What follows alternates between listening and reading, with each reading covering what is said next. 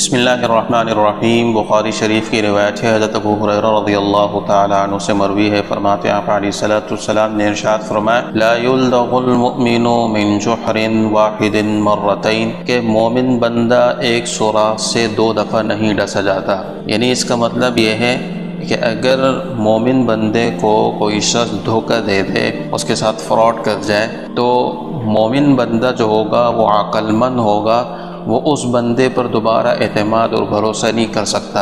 یعنی اس حدیث کا مقصد یہ ہے کہ جو مومن بندہ ہے وہ عقل مند، تجربہ کار اور ہوشیار ہوگا، وہ بیوقوف نہیں بن سکتا۔